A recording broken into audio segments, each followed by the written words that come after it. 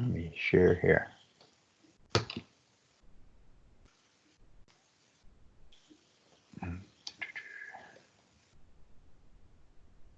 Where's my PowerPoint?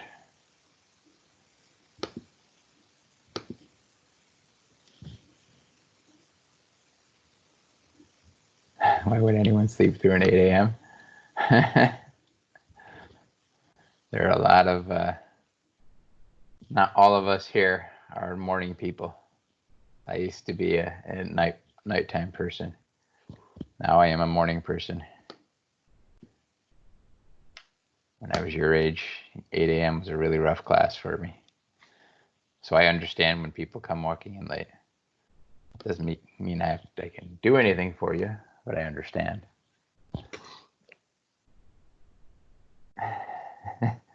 Oh, there's some real morning people out there. Trust me, they beat me into the classroom every day. I mean, there are some people right now waking up and getting to this class, and it's 6:15 in their time zone, Annie.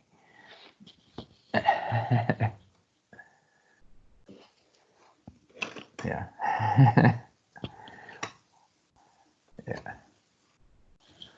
Yeah. Get real early morning birds. I couldn't do it.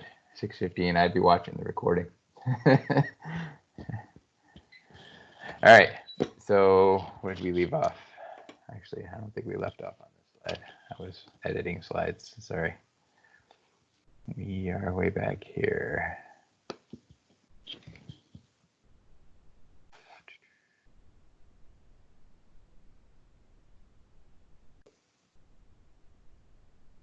I think we left off on preparing a buffer. Yes, we left off on problem. And we were about to switch off to buffer capacity.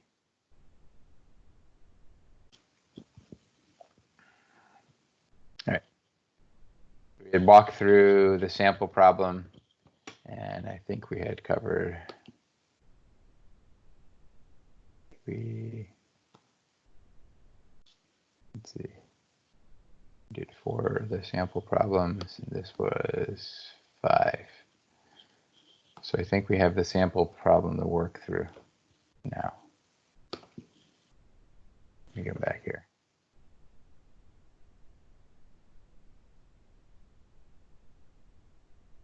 All right, so we left off and we were talking about preparing a buffer.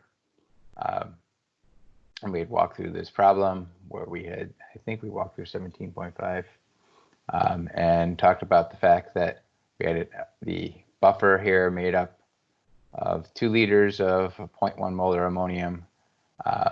ammonia solution, and its pH is 9. And we talked about the fact that the active species were the ammonium ion, the ammonia, and the chloride was just a spectator ion, and thus the reaction of ammonia plus water giving the ammonium ion plus hydroxide was the equilibrium relationship. We talked about its Kb. We then talked about calculating the hydroxide concentration. Because we had pH, we could calculate the POH, which gave us the hydroxide.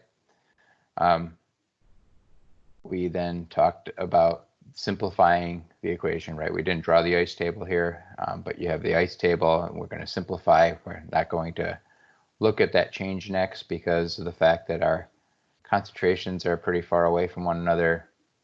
And then we simply calculated the ammonium ion concentration.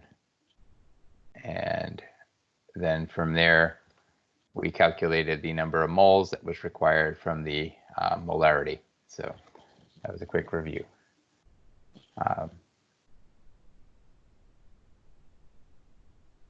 And so let's do a sample problem based on that. And that's, let's see.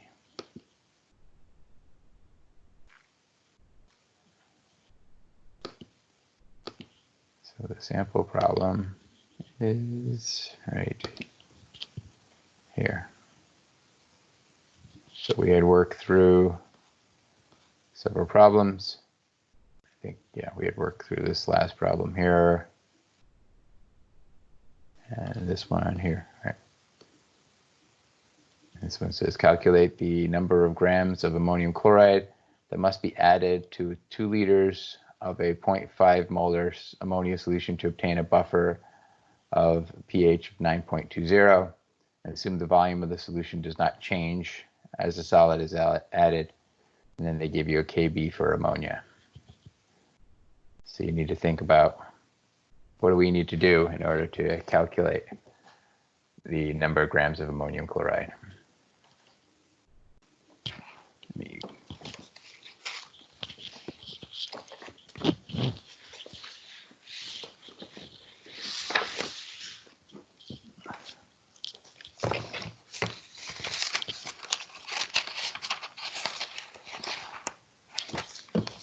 I lost track of my problem sets.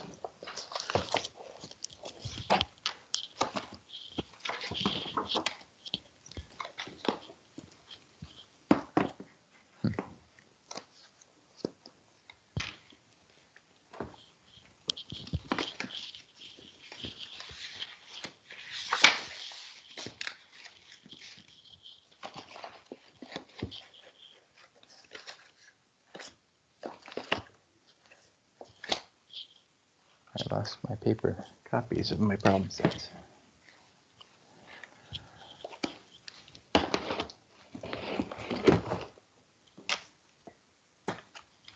Up there.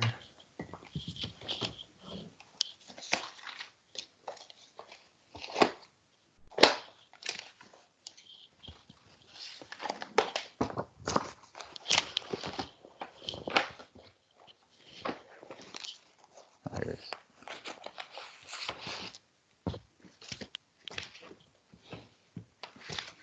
Alrighty.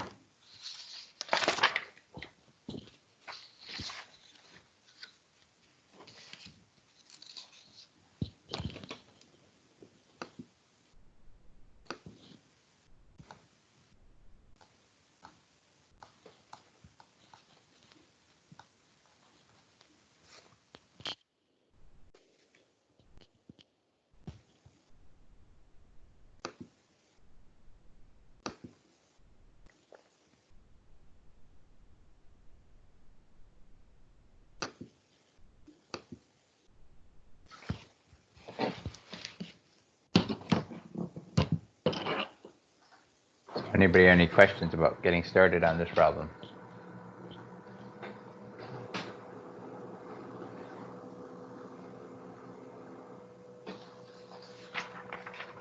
Is anyone using the Henderson-Hasselbalch equation?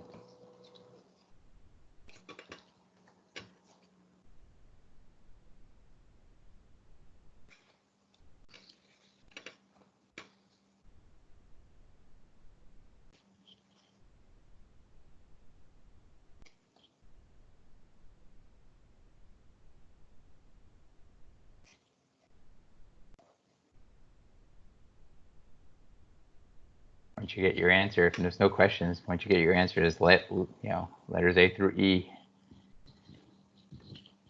Putting them in down below.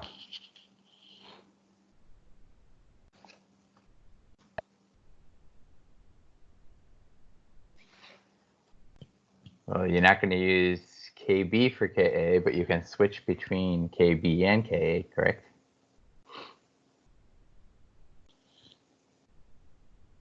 How do you switch? What's the equation to switch between KB and Ka? Right. If you recall. Let me get my pen here. Right.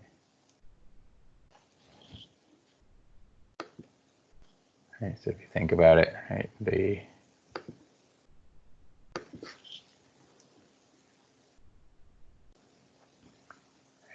remember Kw equals Ka times Kb.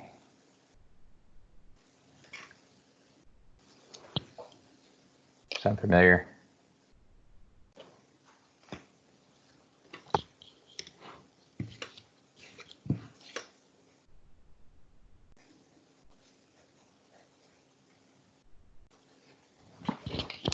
Calculator here.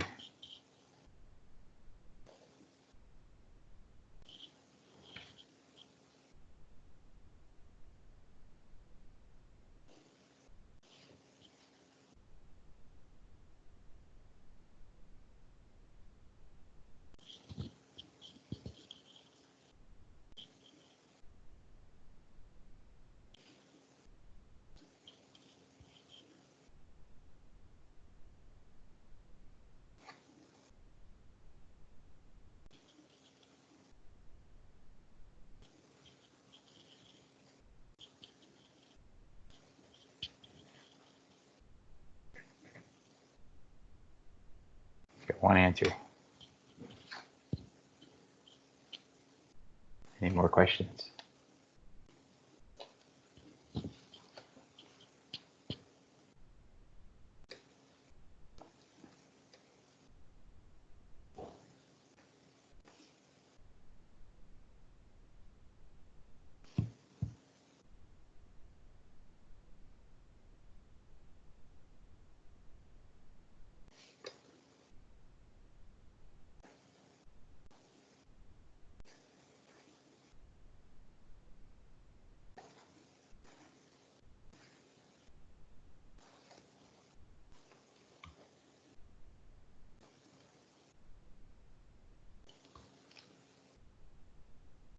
Ready?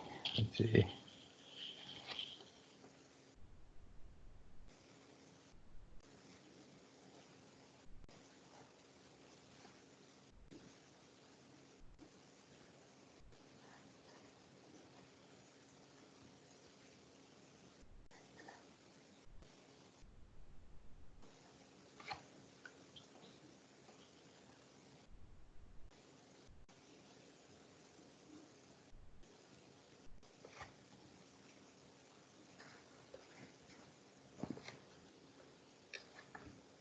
Still waiting for a few more answers or questions.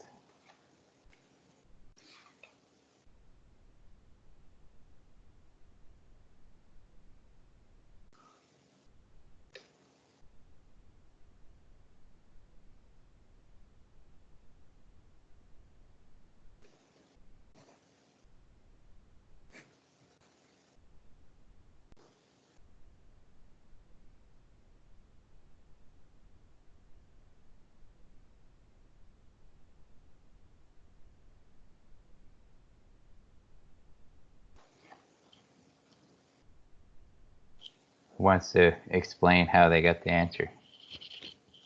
Anyone?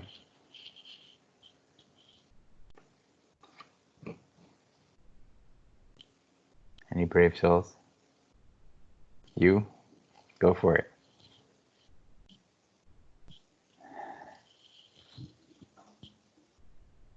You didn't use the Henderson-Hasselbalch. What did you do?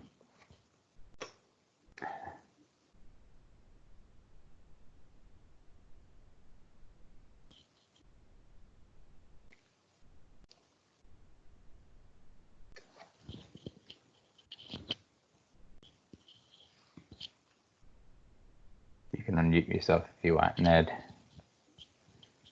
to the discussion. Cool, because typing it out was getting a little long. So I used the pH that they gave, and then I just went from, I figured out the pOH, and then I found the OH minus, what it would be. And then I used KB, so I used KB and then times it by the molarity of the ammonia solution, and then divided that by the OH minus in order to get molarity. And then I just, to undo the molarity and get moles, I just times the molarity by the liters, and then that gave me moles. And then I just figured out how many moles. 1 mole equaled roughly 53.5 grams of ammonium chloride, and then just multiply that by the moles in order to get grams. Okay. Did anyone use the Henderson-Hasselbalch?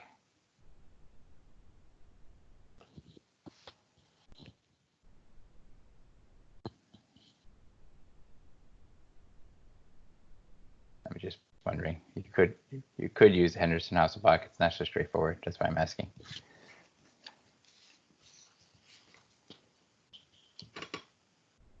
All right. So let me draw out some of the answer here. All right. So we had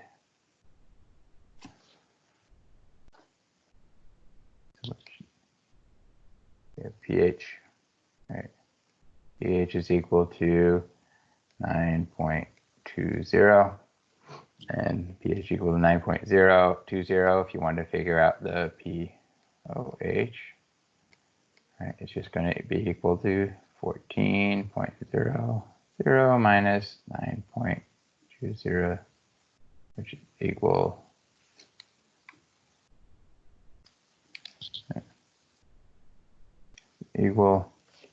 right, so you end up with that 4.8. So then you can take the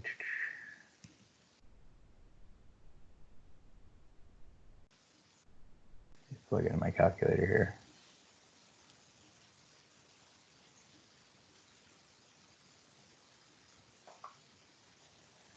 So you calculate your hydroxide concentration. That's what you said you did, right? And you ended up, that's just the inverse log, or 10 to the minus 4.80, which is equal to 1.58 times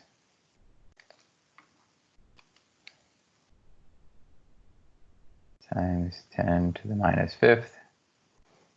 And then you, from there, if you just go and work through, right? Once you get the hydroxide concentration, you can figure out the ammonium concentration, because you have the ammonia concentration, right? Let me just go through. Right. What am I doing here? So you have your ammonium ion concentration. So this is the same equation as before, right? NH4 plus equal to the Kb. Oops. Oh, actually it would be Ka, right? Wait a minute. So you convert, oh yeah, we need to multiply it by the Kb, right? Which is, oh, not equals, times the, what was it? I'm trying, massive blank here. Ammonia over hydroxide times our ammonia over our hydroxide concentration, which is equal to, right, we have our Kb, 0.80 times 10 to the minus fifth times our ammonia concentration, which is right up here, right, the 0.500 molar. Correct me if I'm doing something differently than the way you did, because I was trying to go through the, I think your way is better. I was using the Henderson-Hasselbalch, and then divide that by the hydroxide, which is 1.58 times 10 to the minus fifth. And this should give us, let me do the math,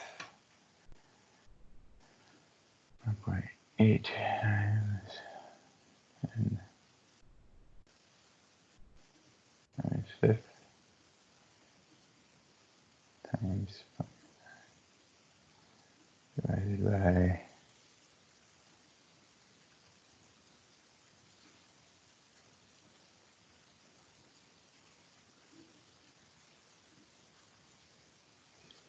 so I got this is equal to 0.56570.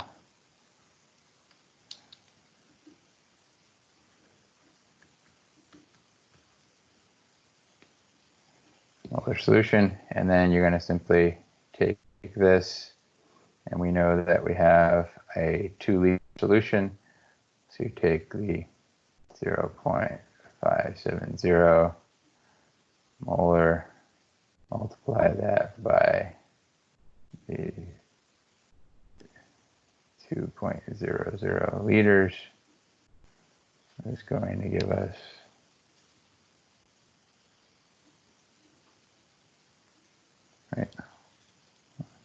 1.14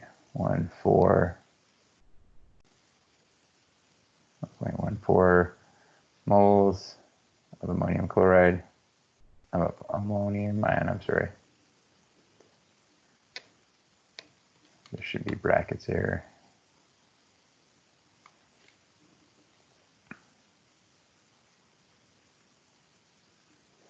And then we took this and you calculate the molar mass of ammonium chloride, which is, what is it, 53.5. So 1.14 moles.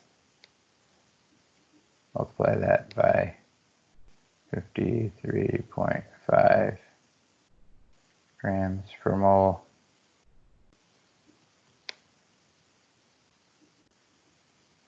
And that gave you the 60, oops, 6.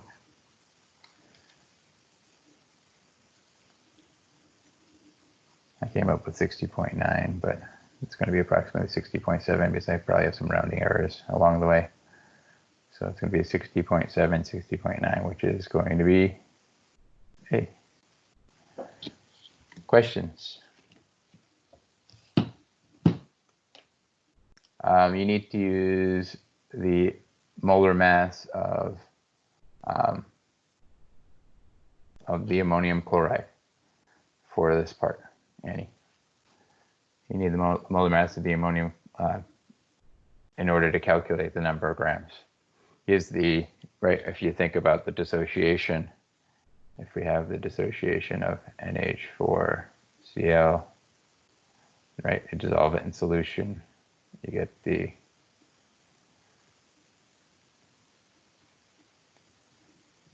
right, this is what we're measuring in solution, but this is what we need to add the solid of the ammonium chloride into solution. And since this is a 1, right, this is a 1-to-1 ratio. It's just 1 mole to 1 mole ratio. So the number of moles that you calculate for the ammonium ion is the exact same number of moles as the ammonium chloride. Other questions? If you haven't worked through it, no problem.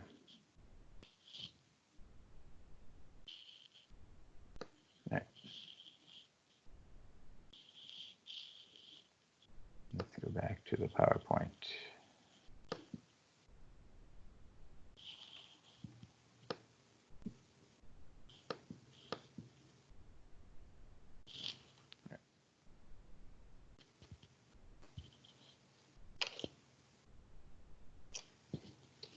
Freddie, you have a question? It says in the middle, but I don't know what that means.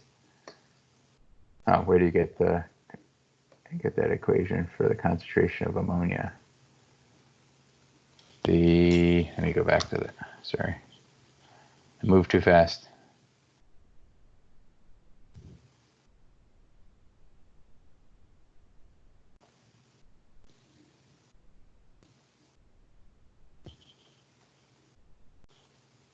Are you talking about the ammonium ion equation right here? Is this the one that you're talking about?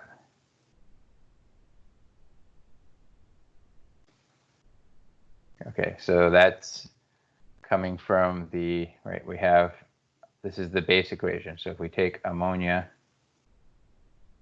right, we dissolve that in water,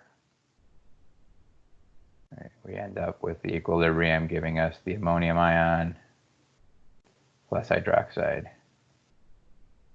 And the Kb, right, the Kb of this equation is just equal to the NH4 plus over the hydroxide. Right, times the hydroxide over the ammonia. So this equation here is just a rearranging of the Kb equation right here. And I'm just solving for NH4 plus. All right, so you multiply by the reciprocal there.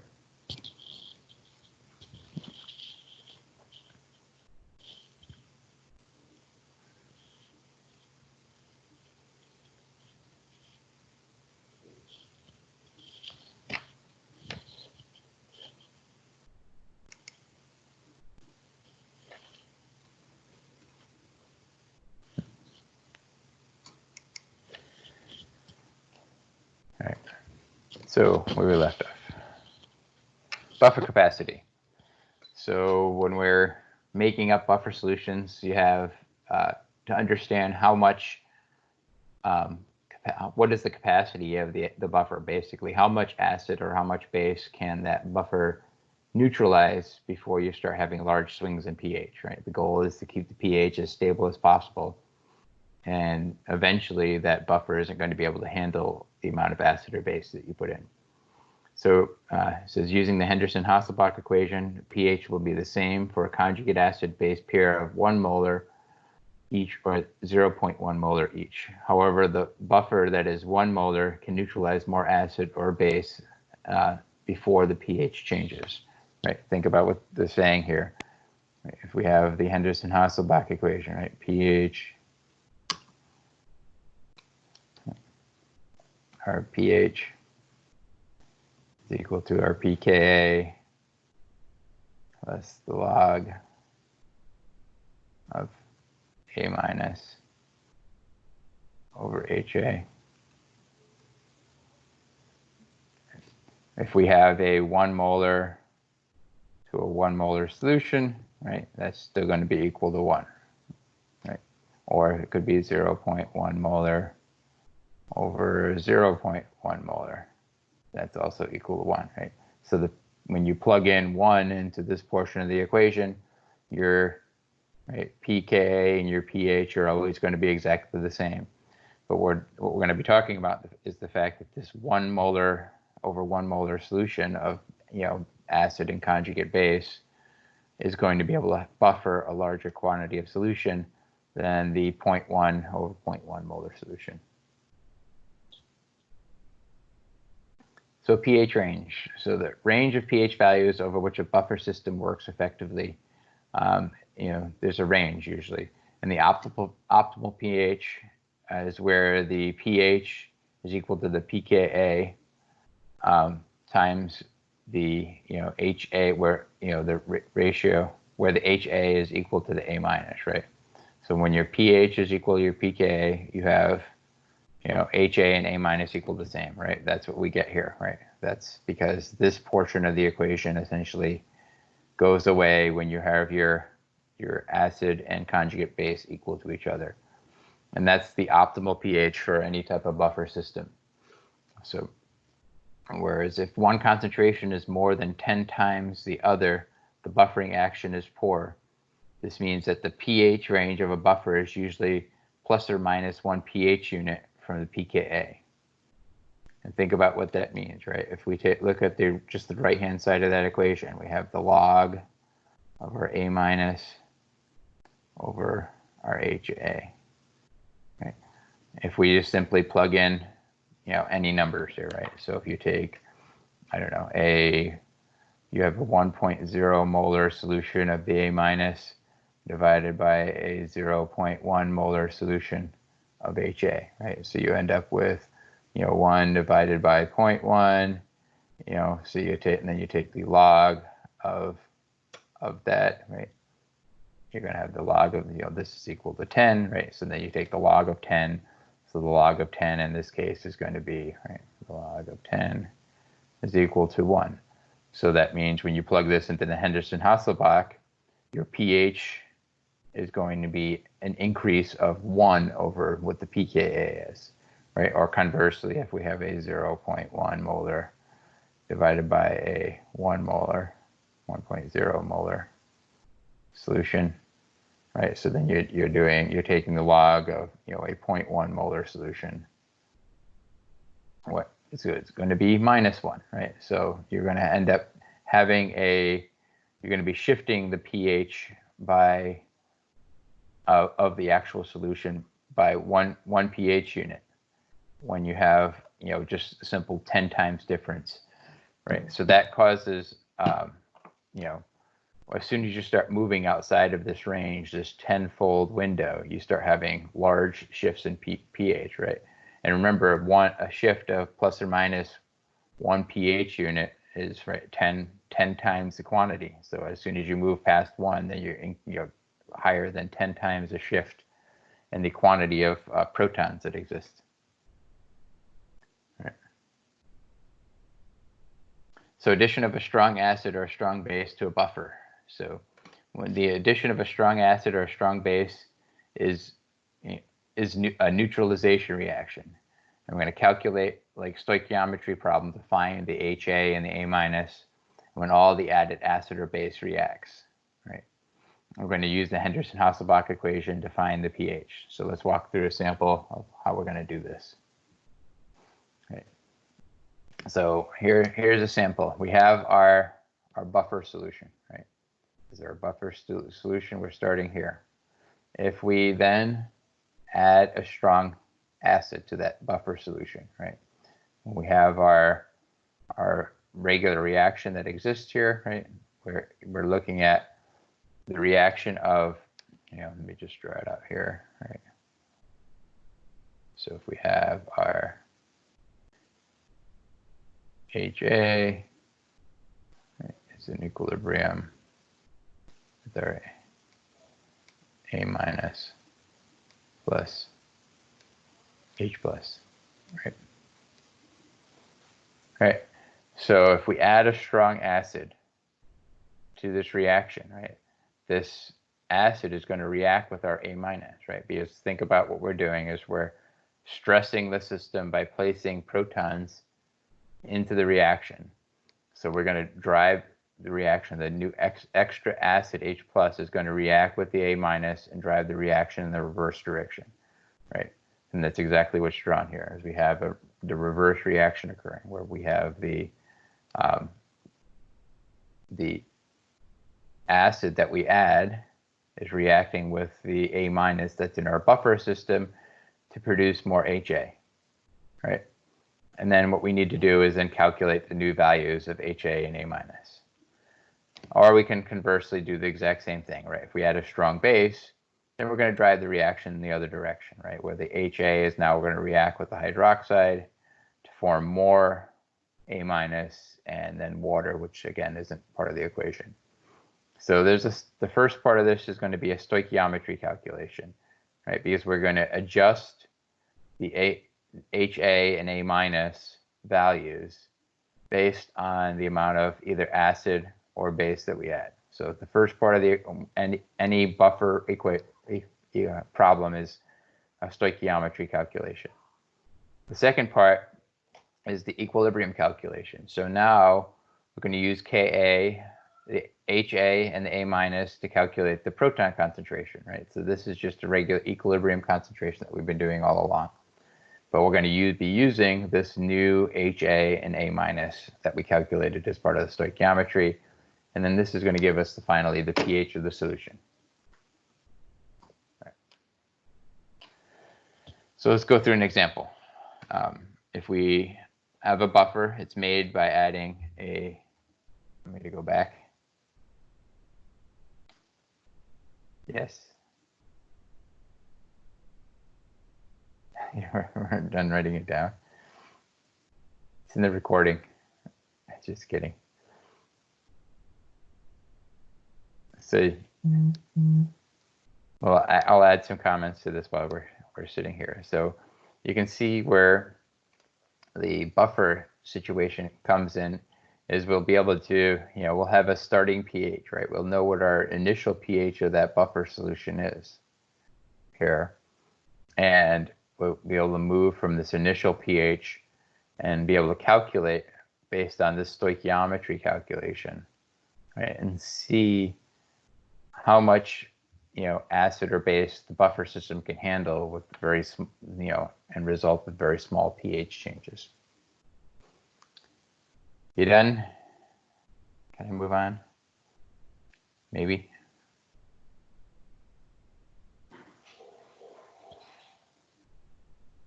Good here. Okay.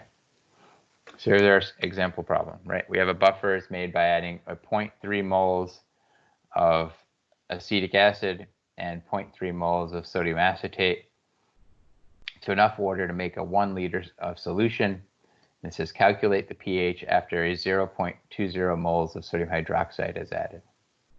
All right, so we're going to go through, right? We have, essentially, we're starting with a buffer with equal molar, right? 0.3 and 0.3 of the acid and its conjugate base.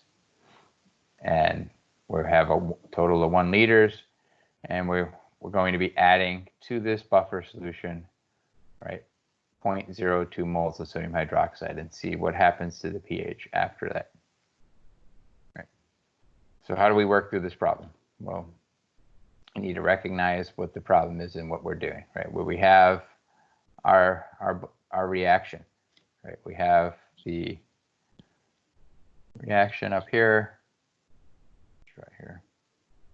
Right. We have CH3, oops, that's supposed to be a C.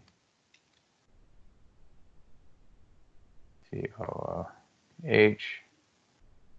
associates to give us our acetate ion plus our proton. Right. And in this example, what we're doing is we're taking and we're reacting the CH3COOH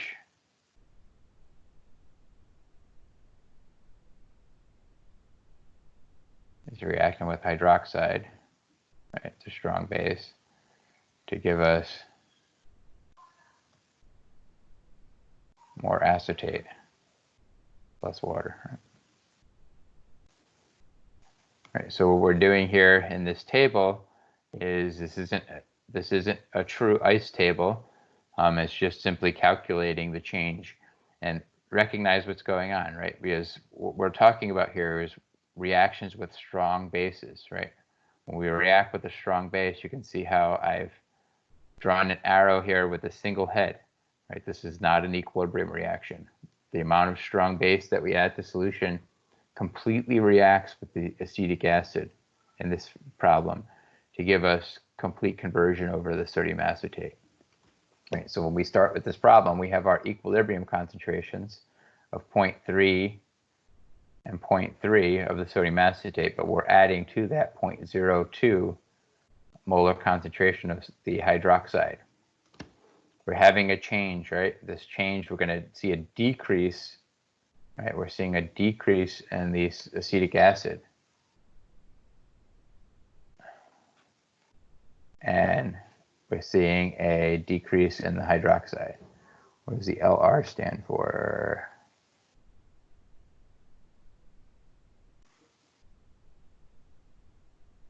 I don't know what the LR stands for. Why do they have an LR in the table? It could be limiting reactant. But we haven't introduced that yet. But that's probably what it is. It makes sense, but they haven't covered it yet. All right, so then we have because we're seeing a decrease in the amount of acetic acid, we're going to see this increase in the acetate ion that occurs because of the reaction equation up above. So then after the reaction occurs, we have 0.28 molar solution of acetic acid and a 0.32 molar solution of the sodium acetate or the acetate ion. Then we just simply plug that into the Henderson-Hasselbalch, right? Now we just plug these new numbers. We have the new numbers into the Henderson-Hasselbalch equation. Since it's a buffer, the volume for each, the concentration is the same. So the ratio of the molarity can be calculated using a ratio of moles, right? And all they're saying is if we go,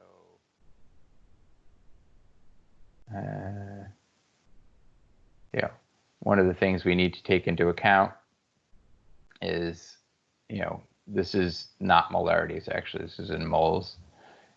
But because of the equation, right, when you think about doing the calculation for the Henderson-Hasselbalch, and they're plugging in moles here, usually this number is in molarity. But is it going to make a difference? And one of the things I just want to explain is if you have a 0. In this particular problem, right? If we go back here, we have a 0.0 0.300 molar solution in a 1 liter, 1 liter overall, we're adding sodium hydroxide. They make the assumption we're adding it as a solid, but if there's no volume change, so if we have 0.280 moles,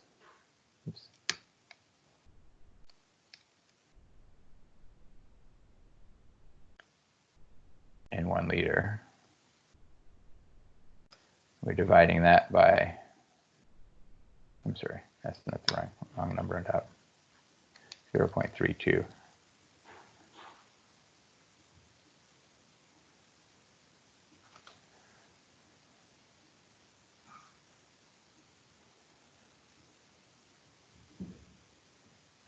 Moles for every 1 liter. Right. When you're doing this part of the equation, you can see that the liters will cancel each other out, such that you can just simply compare, they're showing it here, you can simply compare the number of moles of each of these substances and skip the calculation. And they actually made a mistake here. Anybody see the mistake? Right, it should be, this should be A minus, right, over our HA. So there's a mistake in the equation. Right. So we can simply compare moles because the volume is going to stay the same and it gets canceled out of the equation. And we can simply plug in the ratio of moles to calculate our new pH of the solution. Right. So you can see when we first started, where the log of 1/1, we would have started with a pH of 4.74 because pH would have equaled pKa by simply adding 0.02. Right, so we added 0.020 moles of sodium hydroxide or hydroxide ion to solution. We only saw a small change in pH, right, from 4.74 up to 4.8. So this is the advantage of having a buffer. We change our ratio, but we're only seeing a small change in the pH for the overall solution. Questions on this? Yeah. Here's a picture, showing the effect of a base on a buffer versus water, right? So if we have this reaction, right? This is the exact reaction, exact buffer on the previous slide, right? We have a 0.300 molar solution of both the sodium acetate and the acetic acid. We start off with a pH of 4.74, and this particular example, we're adding 5 milliliters of a 4.00 molar solution, right? So you have a 4.0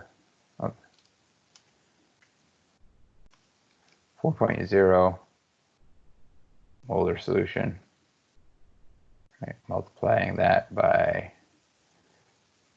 0.0005 liters, right? Gives us our 0.020 moles. I don't know why the pen does that sometimes.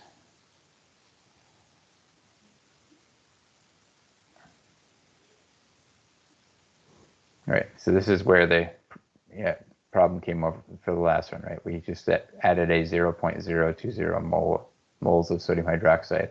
That's just the 5 times the 4 molar solution.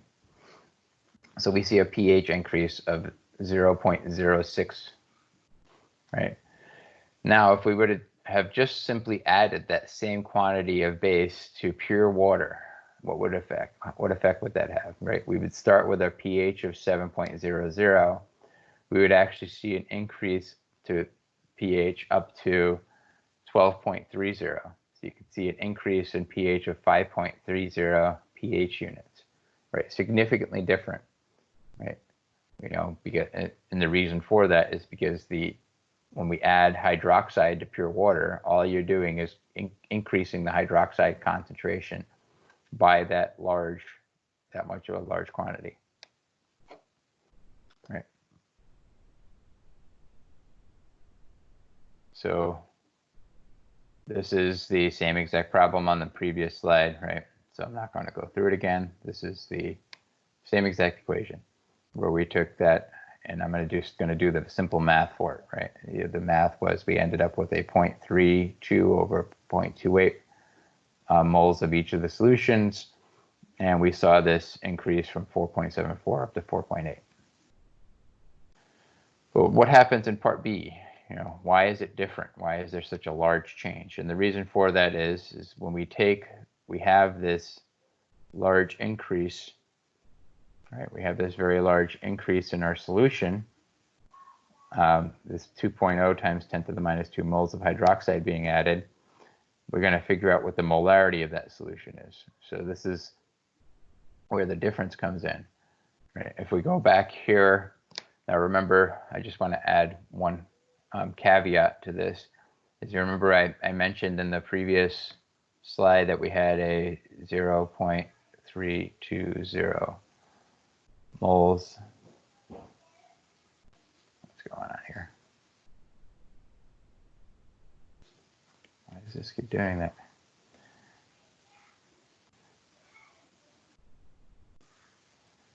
Right, and we divided it by 1 liter. Really, what it is 1.005 liters, right?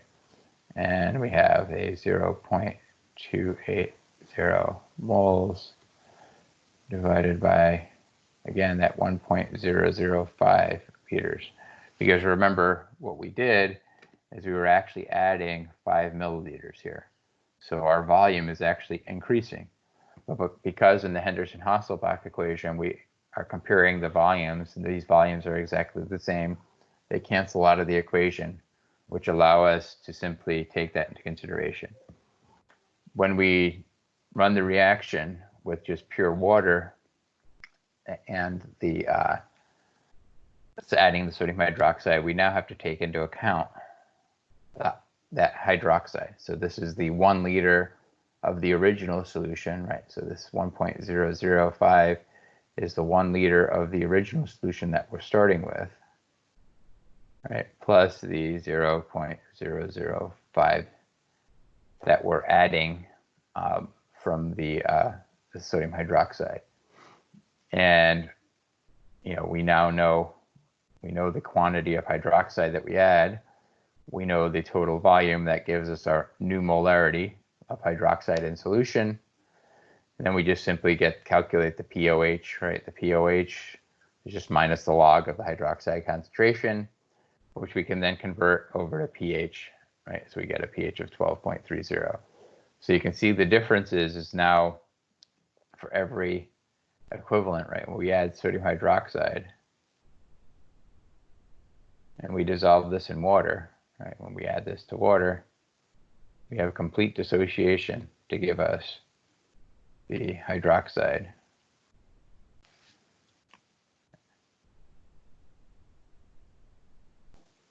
Hydroxide plus the sodium ions, right? We have complete dissociation. So we have 100% converted over. So we have to calculate the amount of hydroxide that we have is completely based on the amount of hydroxide we add. All right. Here's another sample problem. Going to calculate the pH changes in buffers. What time is it? Okay, I've got time. So a buffer is made by adding a 0.300 moles of acetic acid to this 0.300 moles of sodium acetate. Oh, this is actually the same problem explained differently. So I'm not going to go through this again. My bad. I put this in here because it explains it a little differently. So if you're interested, you can walk through. This is the exact same picture. It just explains it. It goes through. It describes the stoichiometry calculations. So I recommend if you're having some trouble to look through this here, because it goes through and just explains it step by step. Take the time if this isn't making sense, or make sure you set up some time with me. part of the equation. All right. Go back here. Let's work through a sample problem. All right. I'm trying to bring up the right page. Oh. Let's do a sample problem.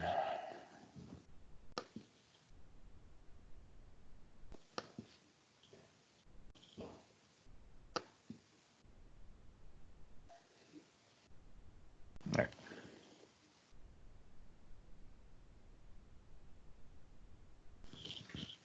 Question is, which of these statements is true?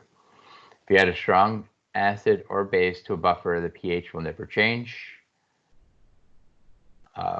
In order to do calculations in which the strong acid or base is added to a buffer, you only need to use the Henderson-Hasselbalch equation.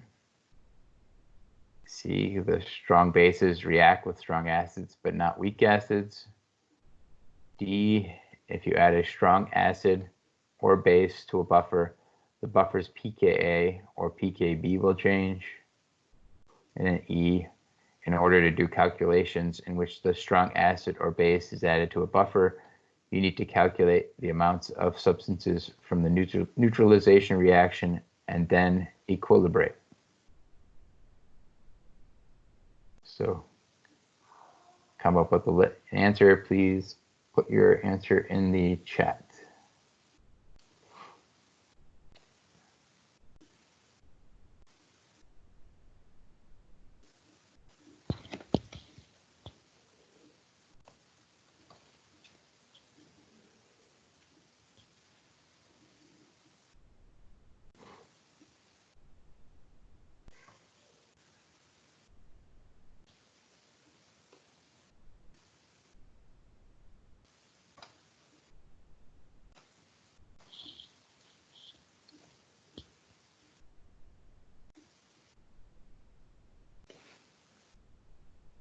Any questions? Only getting a few answers.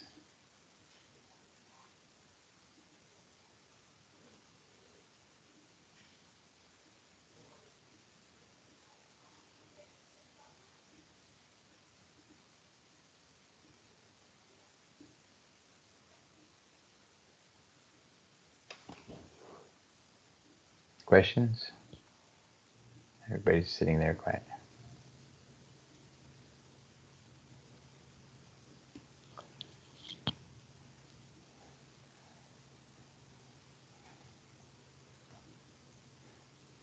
That's not the question I was looking for. Yes, I have to edit the answer key first, and then I'll post it. I didn't.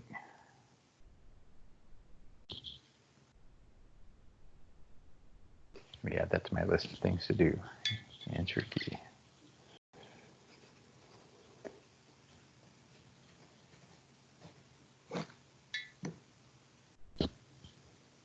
All right, working through these problems, right? So we just learned about the fact that the whole point of the buffer is that we're going to have a small change in pH and we want it to be small and not large, right? So that's not true. That's going to be false. All right. And B, we also learned that before we can use the Henderson-Hasselbalch equation, we have to take into account what effect the acid or the base has on the equation first, right? So this is always a two-part problem, so that's false. Right? C, strong bases react with strong acids but not weak acids. We learned that, right? That's the whole point of a buffer, is to react with the weak acid. This is going to be false. D, if you add a strong acid or base to a buffer, the buffer's pKa or pKb will change. We know that there's no effect on pKa or pKb, right? Because the buffer system is made from whatever the buffer system is, and the pKa's and pKb's are inherent to those molecules. So that's going to be false. And then E, in order to do the calculations in which a strong acid or a base is added to a buffer, you need to calculate the amount of substances from the neutralization reaction and then equilibrate, right? So they had broken it down, right? We wanted stoichiometry. You do stoichiometry first, and then we do, next the equilibration.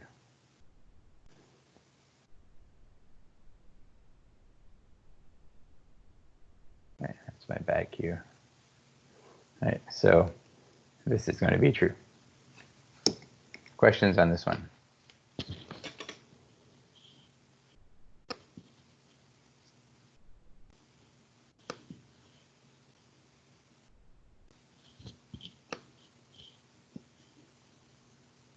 Right.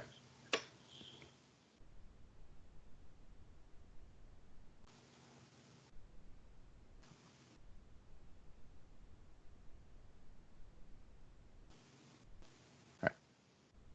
This was your part B. All right. Titration. So titration is a technique, an acid or a base solution of known concentration is slowly added to a base or acid solution of unknown concentration, right? So if you think about what's going on here, right? So we've used burettes before, so you have your burette, and then this burette you have a known concentration. In this case, it's probably going to be sodium hydroxide. And then in the solution, in the beaker down below, we have a hydrochloric acid aqueous concentration. And one of the reasons that you typically see the sodium hydroxide in the top and the HCl on the bottom has to do with their physical properties. So can anybody, if we think about sodium hydroxide and hydrochloric acid, what are the differences? Let me ask you each of this. What's the difference from a physical property standpoint? What's the difference between sodium hydroxide and hydrochloric acid?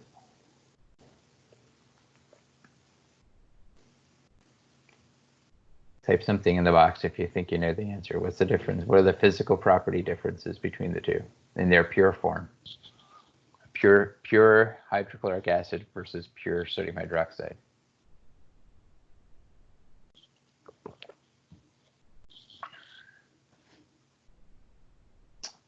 One has hydrogen bonds, yes.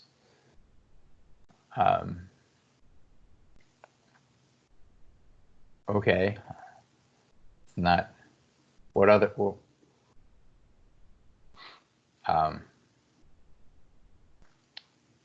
but think about it as a substance. If I was to have a container of this, what would be the difference between the container of sodium hydroxide and the container of hydrochloric acid? What type of molecules are these? Sodium hydroxide, what kind of molecule is that? What types of bonds, I should say?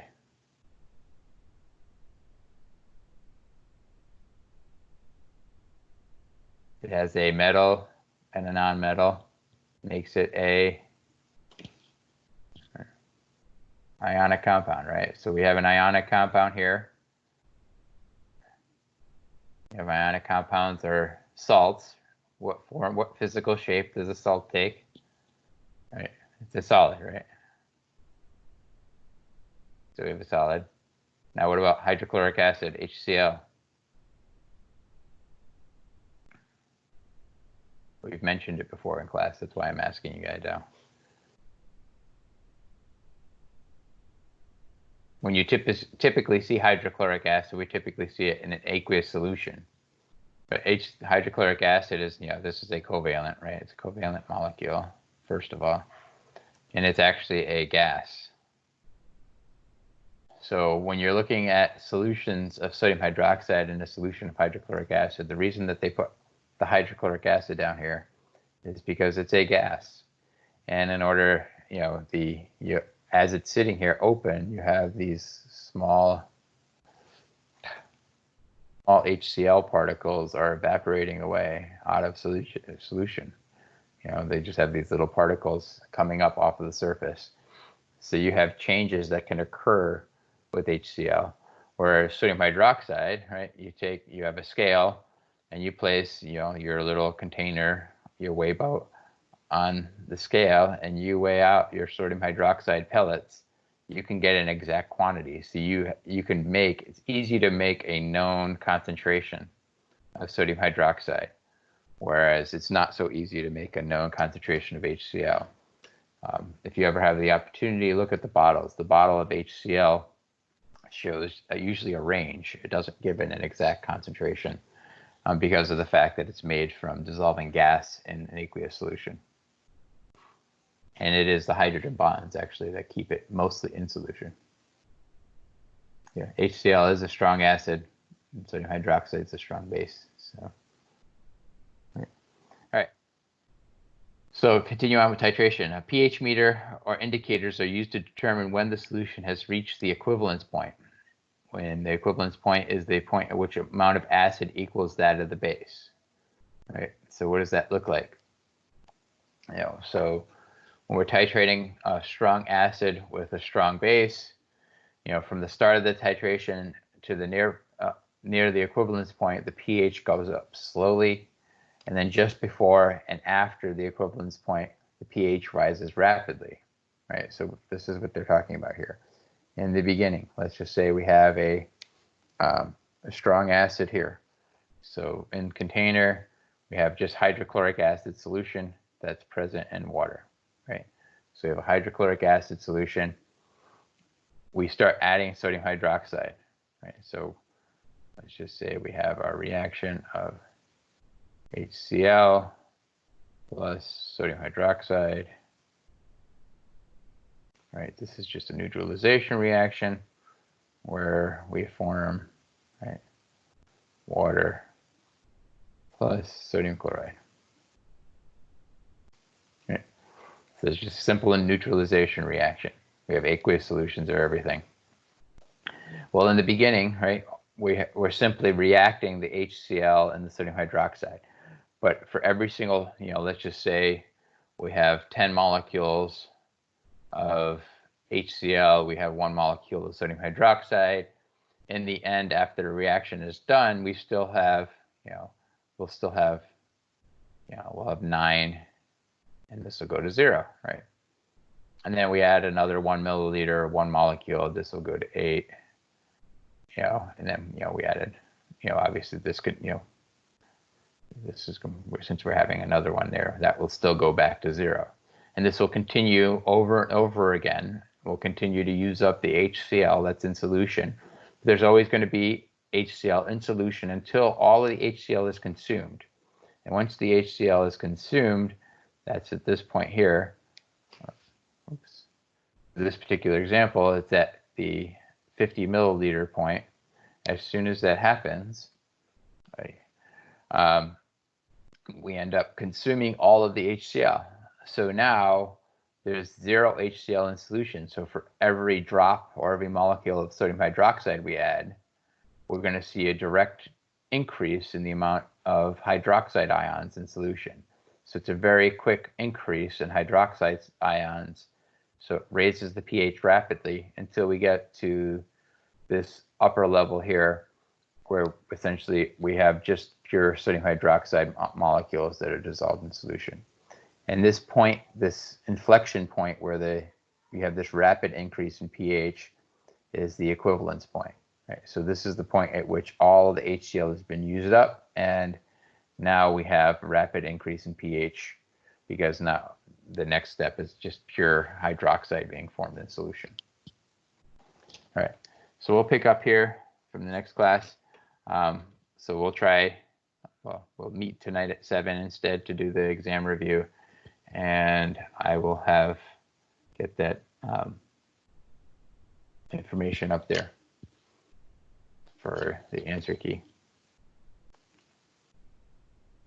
Thanks, everyone.